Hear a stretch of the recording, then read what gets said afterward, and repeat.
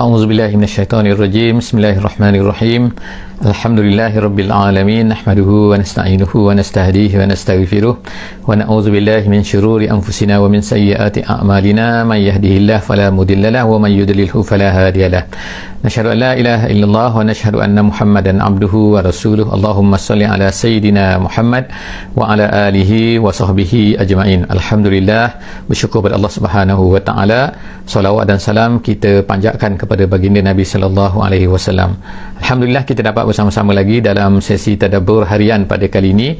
Insya-Allah hari ini kita akan bersama-sama di muka surat yang ke-332 insya-Allah. Kita telah mula masuk insya-Allah pada hari ini di surah yang baru, iaitu surah Al-Hajj. Kita masih lagi di juzuk yang ke-17 insya-Allah, juzuk yang ke-17. Surah kita ialah surah yang baru, iaitu surah Al-Hajj, dan kita akan bersama-sama insya-Allah untuk mentadabbur pada kali ini dalam ayat daripada ayat 1 sehingga ayat yang ke-5. Saya ucapkan terima kasih kepada yang telah memberikan feedback, gambar, suara, kejelasan semua. Alhamdulillah. Moga-moga Allah Subhanahu wa taala akan memberikan limpah kurnia rahmat dan kefahaman kepada kita semua. Allahumma zidna ilma, Allahumma zidna ilma, Allahumma zidna ilma, Allahumma alimna ma yanfa'na wa anfa'na bima 'allamtana. Jadi insya-Allah kita akan tengok pada hari ini insya-Allah surah Al-Hajj. Surah Al-Hajj ni sebagai mukadimah sikit, kita ceritakan sikit mungkin. Surah Al-Hajj ni mempunyai sebanyak 78 ayat 78 ayat. Pendek saja, tidak seperti surah sebelum daripada ni, iaitu surah Al-Anbiya mempunyai 112 ayat.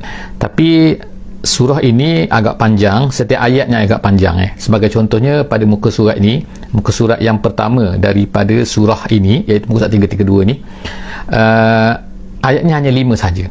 Ayatnya hanya 5 tadi. Dan salah satu daripada ayatnya, iaitu ayat yang ke-5, hampir separuh daripada muka surat ini adalah satu ayat saja. Itu yang pertama. Yang keduanya, surah Al-Hajj ni adalah surah yang bercampur di antara Makkiyah dan juga Madaniyah. Jadi ulama-ulama tafsir berbeza pendapat. Adakah dia ni Madani, adalah Makki, ada campur dan sebagainya. Jadi pendapat yang kuat lah kita kata, iaitu dia ni bercampur, ada Makki dan juga Madani, dan dia mempunyai sifat-sifat kedua-dua tu. Ada sifat Madani, ada sifat Makki. Jadi kalau kita mempelajari dengan lebih detail, kita akan tengoklah bahawa Madani ni dia ada sifat-sifat dia, Makki dia ada sifat-sifat dia.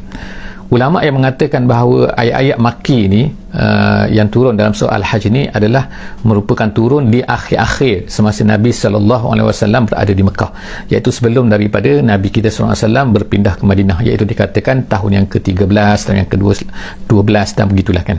Itu yang pertama lah kan, iaitu dari segi Makki dan juga Madani. Kemudian dari segi konten ayat ni, dari segi maknanya, ayat mana Makki, ayat Madani itu ada perbezaan pendapat ulama sikit. Ada ulama kata macam ni, ada kata ayat ni, ada kata ayat ni dan sebagainya lah. Itu kita serahlah kepada mereka insya-Allah kan. Perkara yang kedua, perkara yang ketiga dalam surah Al-Hajj ni, mengenai surah Al-Hajj ni, ialah Allah Subhanahu wa taala, setengah ulama dibahagikan kepada dua surah ni, iaitu part yang pertama Allah Subhanahu wa taala nak betulkan dari segi syirik-syirik i'tiqadi, iaitu syirik perasaan, keyakinan dan sebagainya, benda-benda yang tak betul. Dari segi keyakinan Allah Subhanahu wa taala nak betulkan pada manusia.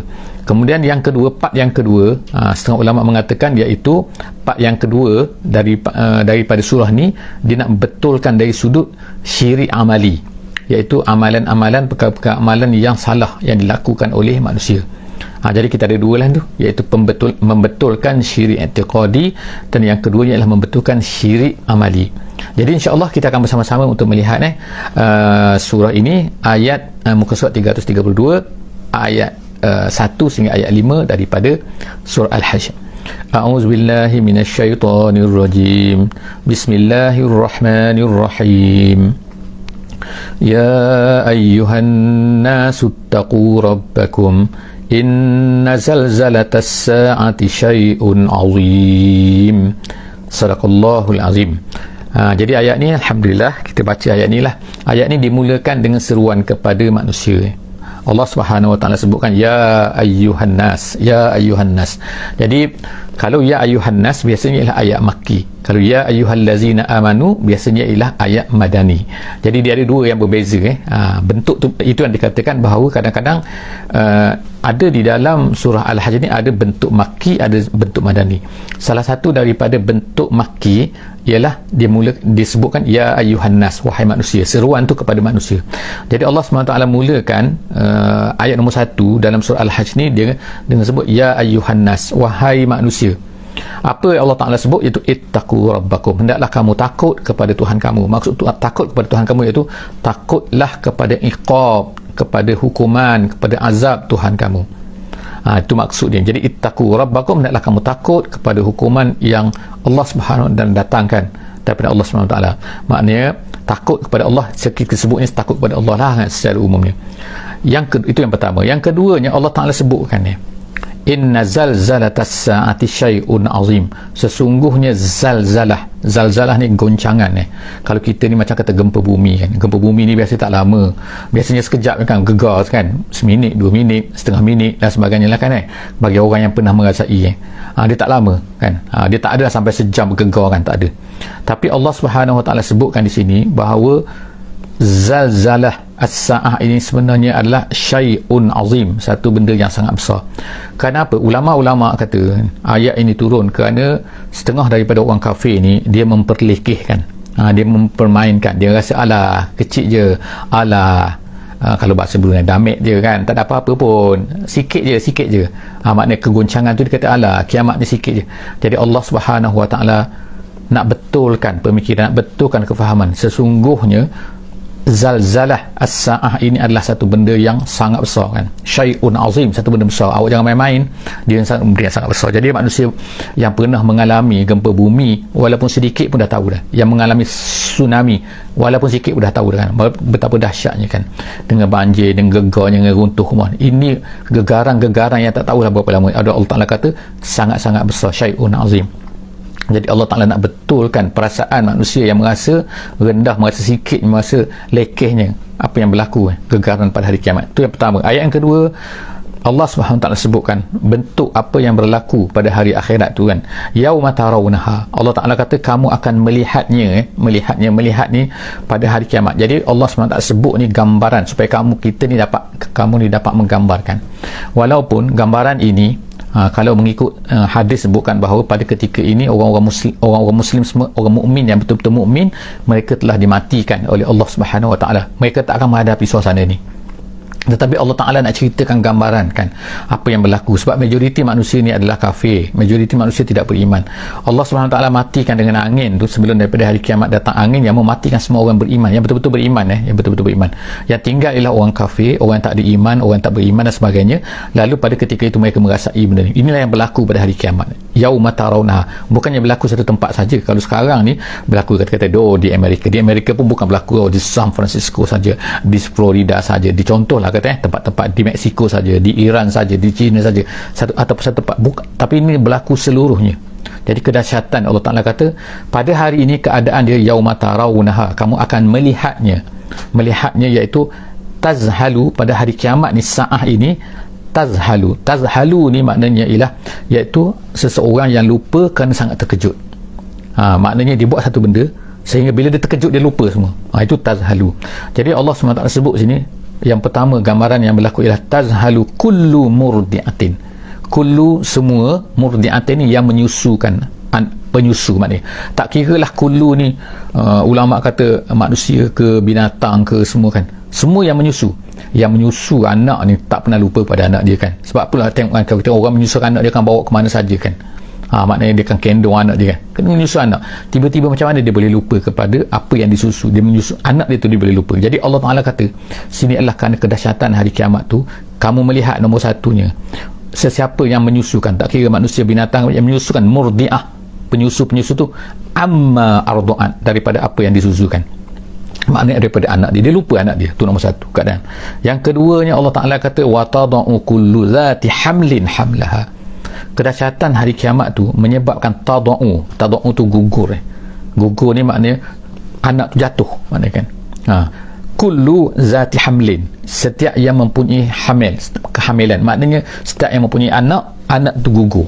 Dahsyat maknanya kalau kita sekarang ni gugur ni yang terkejut sangat dahsyat kan bukan terkejut biasa, terkejut sangat sehingga anak tu gugur, itu makna perkara yang sangat dahsyat berlaku. Jadi Allah Ta'ala kata wa tad'u kullu zati hamlin hamlaha, perkara kedua, pada hari itu kamu akan dapat lihat. Perkara ketiga, wa taron nasa sukara, kamu akan melihat manusia ni sukara. Sukara ni maknanya mabuk.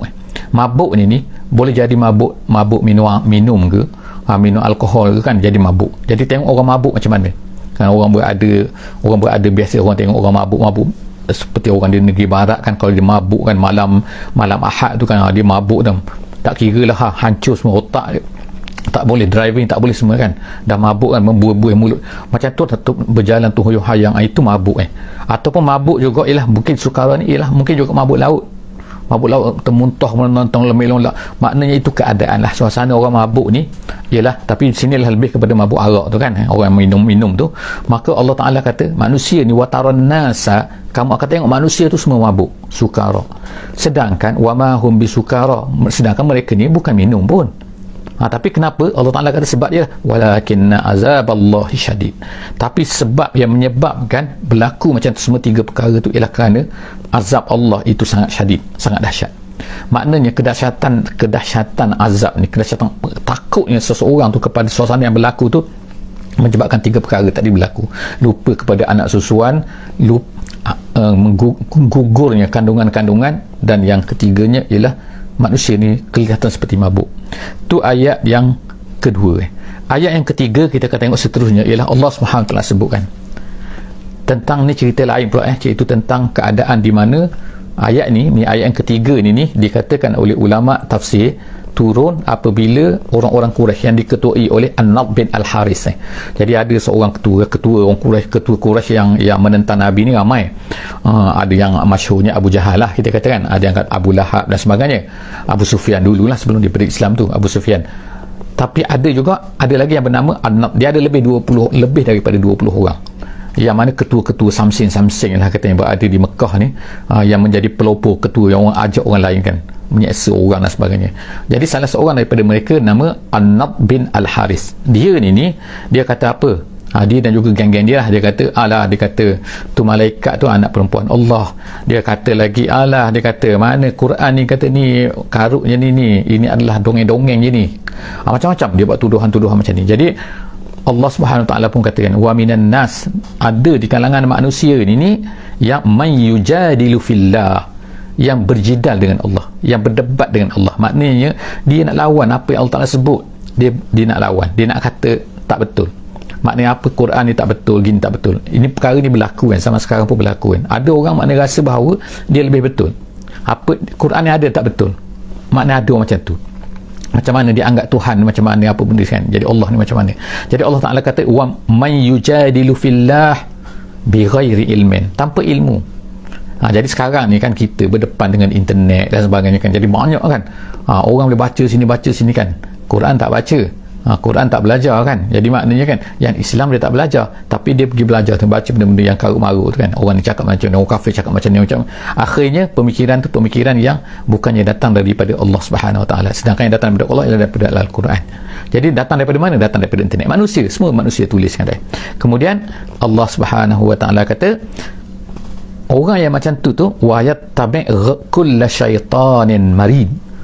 Mereka ni orang yang berjidal-jidal tu, jidal-jidal mereka ni, Allah Taala kata mereka tu sebenarnya ialah mengikut yattabi' kulla syaitan, semua tu syaitan-syaitan yang marid tu memang penentang, mutamarrid maksudnya. Marid tu maksudnya ialah yang menentang, yang durhaka kepada Allah Ta'ala. Jadi mereka tu ikut syaitan. Itulah kata, kita kata ikut syaitan ni lah dia kan. Bila berdebat lawan apa yang ada dalam Quran tu, yang terang-terang lah dalam Quran, maka itu sah lah tu, itu ikut syaitan ni. Kemudian Allah Ta'ala katakan syaitan ni sifat dia apa? Allah Ta'ala kata kutiba alaihi. Allah Ta'ala kata kutiba alaihi. Sini nya sini maksud syaitan. Allah Ta'ala telah menetapkan kepadanya, pada syaitan itu, annahu, bahawa sesungguhnya man tawallahu, siapa yang Tawalla ni maknanya ialah yang berkawan, yang rapat, yang mengikut. Itu tawalla. Tawalla ni daripada mewalikan dia lah, kita katakan mewali, mengambil dia sebagai yang diikuti. Jadi Allah SWT kata kutiba alaihi, sungguhnya telah ditetapkan bahawa sesiapa yang tawallahu, siapa yang mengambil syaitan tu, berkawan dengan syaitan, apa akan jadi pada dia? Allah SWT kata fa'annahu yudilluhu, syaitan itu pasti akan menyesatkan dia. Maknanya syaitan ini dia tak akan mengajak kepada benda betul. Kalau ikut syaitan, dia berkawan dengan syaitan, dia siap-siap lah kan, dia akan menyesatkan kamu. Jadi orang-orang yang ikut syaitan itu akan sesat kan? Kemudian Allah Ta'ala kata wa yahdihi ila azabis sa'ir, dan kemudian syaitan itu akan yahdihi. Ini dalam bahasa Arabnya dipanggil maknanya ialah sindir, kita katakan sindir, sarkastik lah panggilnya kan. Yahdi ni asalnya ialah menunjukkan kepada satu benda yang betul, bukan makna menyesatkan, tapi Allah Ta'ala gunakan dia akan menyesatkan dan dia akan menunjukkan kepada azab as-sa'ir. Azab as-sa'ir makna azab neraka. Jadi atas dunia, kata ulama tafsir kata, atas dunia dia akan sesat, di akhirat dia akan bawa kepada mana? Kepada neraka. Jadi Allah SWT gunakan yang kita kata di sarkastik ni, iaitu apa? Perli tu, dia tunjuklah, dia tunjuk ke jalan, bukan tunjuk jalan yang benar. Kalau macam orang lah kan, orang tak tahu jalan, nak pergi ke mana, tiba-tiba dia tanya orang yang tak tahu jalan. So apa dia akan jawab? Apa orang tu akan jawab? Dia tak tahu jalan tapi dia nak tunjuk je kan. Okey, orang berjalan sana kan, sesatlah awak. Sebab apa? Ikut orang yang sesat tu. Jadi maknanya sekarang ni Allah Ta'ala gunakan perkataan dia akan memberi petunjuk kepada neraka. Jadi di dunia dia akan sesat ni siapa yang ikut syaitan, siapa yang berkawan dengan syaitan. Oleh kerana itulah kita ni kan minta kan, syaitan ni dia boleh jadi dalam bentuk manusia, boleh jadi dalam bentuk jin, sebagaimana syayatinal ins wal jin, sebagaimana disebutkan dalam ayat-ayat sebelum daripada ni yang pernah kita baca. Syaitan tu ada dua jenis, syaitan jin dan juga syaitan manusia. Jadi kemungkinan juga manusia yang menyesatkan manusia lain, mungkin tak mustahil kan. Jadi maknanya sini Allah Ta'ala kata siapa yang berkawan tawalla, maka dia akan disesatkan oleh syaitan itu. Seterusnya Allah SWT sebut pula ayat yang kelima. Ayat ni yang kita kata ayat ni panjang, kita pecah dua kan, ayat ni jadi ini muka surat yang pertama, ini muka surat yang kedua jadi kita ada dua slide lah, dua screen ni untuk satu ayat ni. Itu kita sekarang masuk kepada ayat yang kelima. Ayat yang kelima ni Allah Subhanahu Wa Ta'ala sebutkan tentang yang tadi tu cerita An-Nadr bin Al-Haris tadi, yang yang berlawan dengan Nabi. Jadi orang seperti Nadr bin Al-Haris ni ramai lagi lah pada hari ni kan, sangat-sangat ramai lah kan yang menentang Islam ni kan. Jadi kita tengok sekarang ni Allah SWT sebut pula tentang kalaulah kamu ni tak percaya, macam mana Allah Ta'ala, sebab tak percaya Allah Ta'ala boleh bangkitkan manusia ni. Sebab manusia antara benda yang orang-orang kafir Quraisy ni tolak Nabi ialah mereka tolak Nabi ni Quran tu betul, Quran tu daripada Allah. Mereka kata Nabi ni dapat wahyu. Mereka tolak kata malaikat gini. Dan antara mereka yang tolak, apa yang mereka tolak ialah dia kata macam mana boleh berlaku al-ba'ts, macam mana boleh berlaku kebangkitan semula.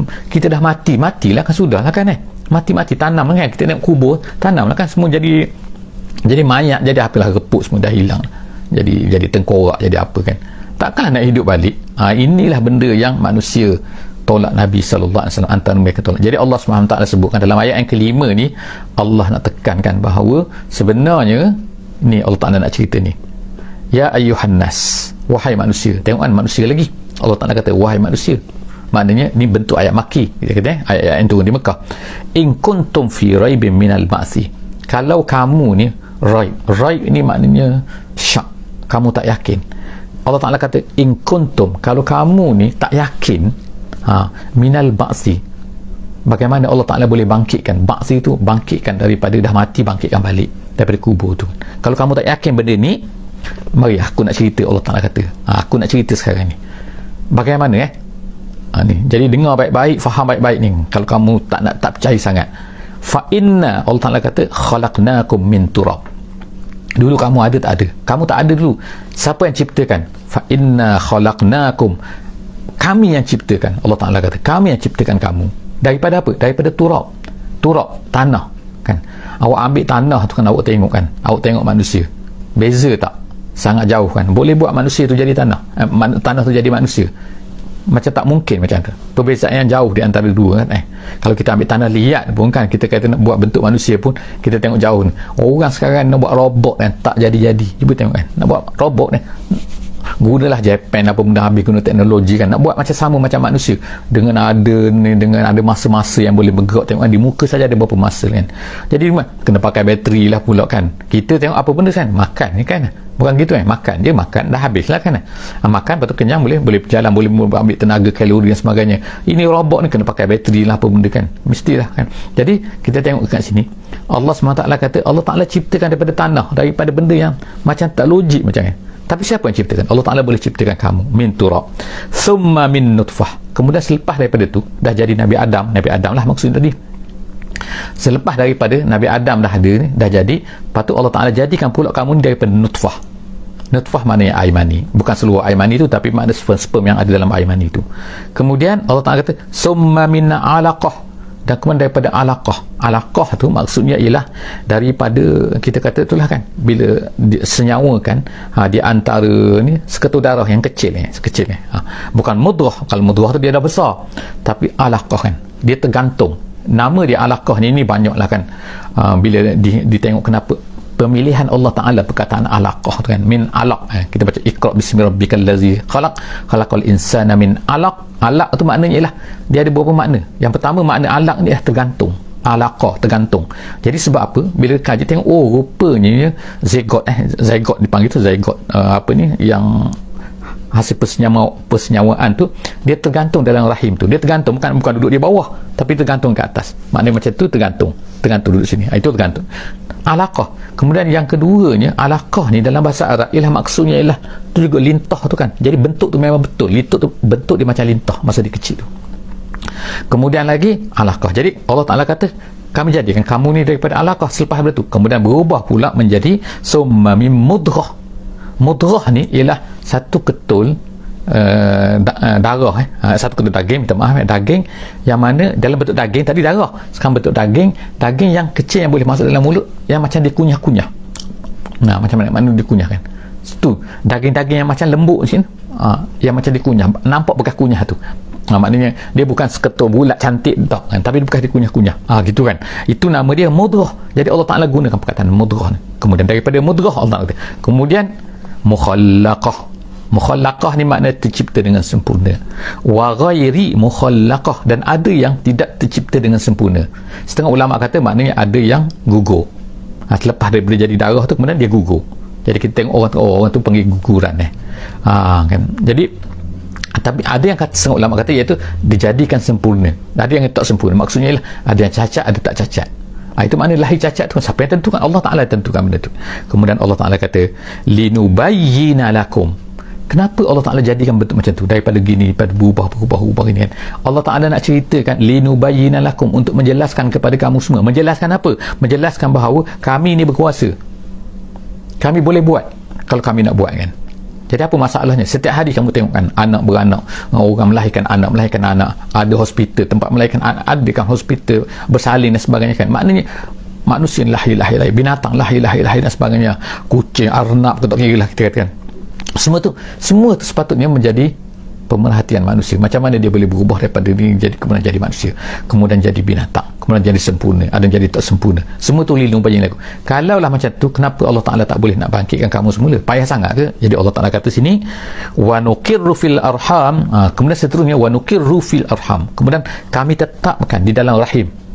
Wa nuqirru fil arham ma nasha. Ma nasha maknanya sekadar masa yang kami tentukan, kami nak kan, ila ajalin musamma, sehingga satu tempoh yang tertentu. Maksudnya dia duduk dalam rahim tu sehingga sampailah kepada satu tempoh yang Allah Ta'ala kehendaki. Bila?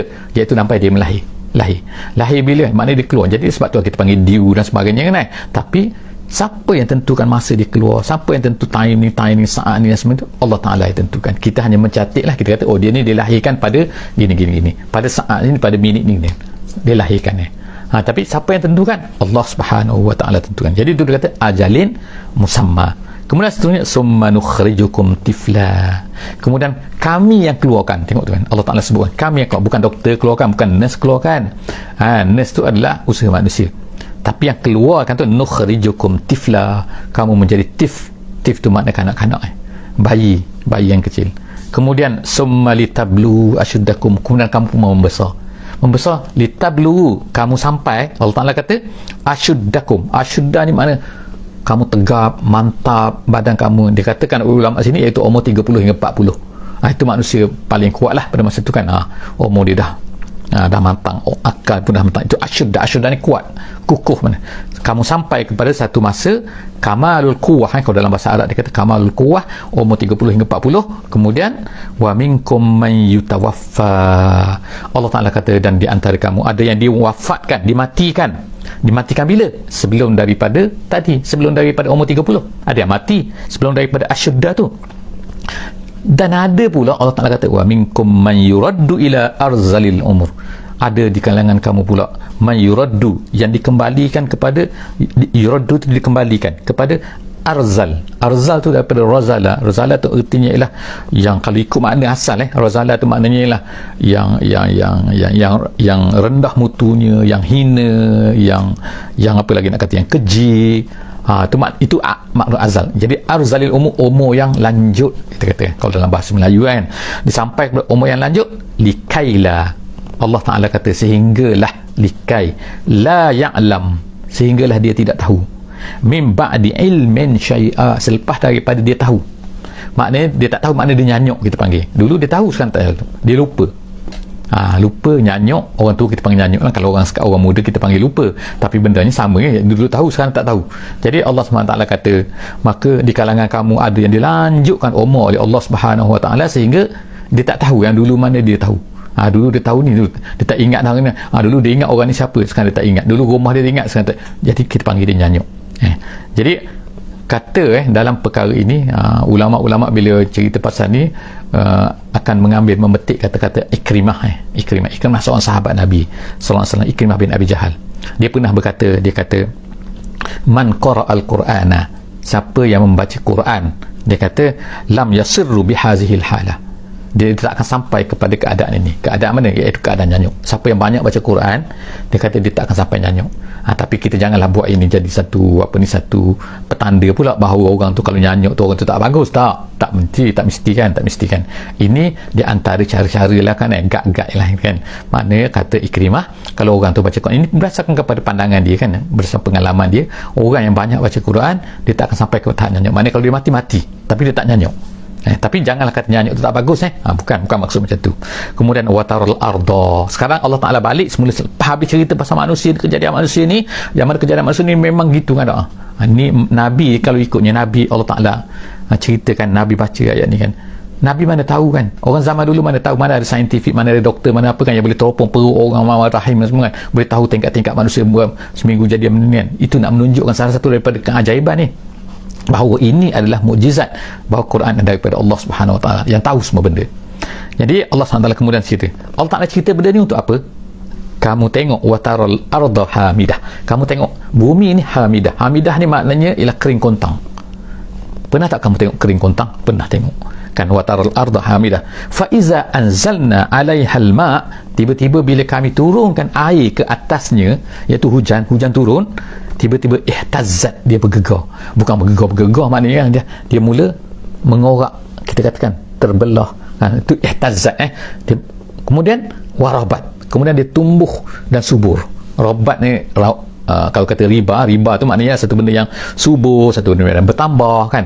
Maknanya tiba-tiba muncullah rumput-rumput daripada celah-celah tu kan, bila dapat air kan. Jadi akhirnya Allah Ta'ala ihtazzat warabat wa ambatat min kulli zawjin bahij, dan kemudian dia menumbuhkan min situ ialah min, dia panggil min zaidah dalam bahasa Arab min zaidah tu makna min yang ditambahkan dari segi makna dia tidak mengubah dari segi makna nahu, tapi dari segi makna balarah dia ada.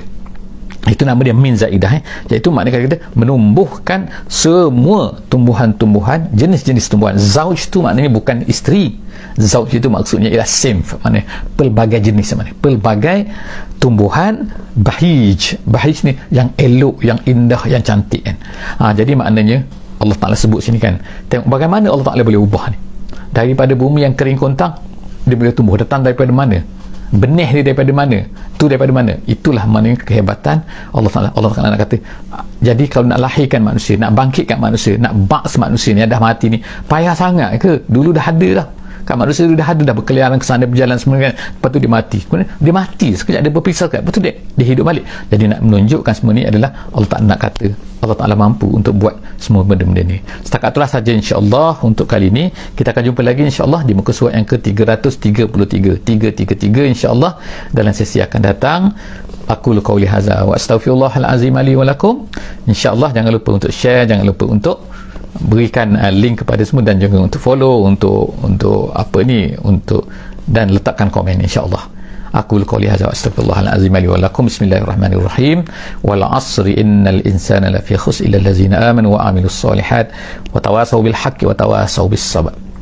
Subhanakallahumma wa bihamdik asyhadu an la ilaha illa anta nastaghfiruka wa natubu ilaik. Wassalamualaikum warahmatullahi wabarakatuh.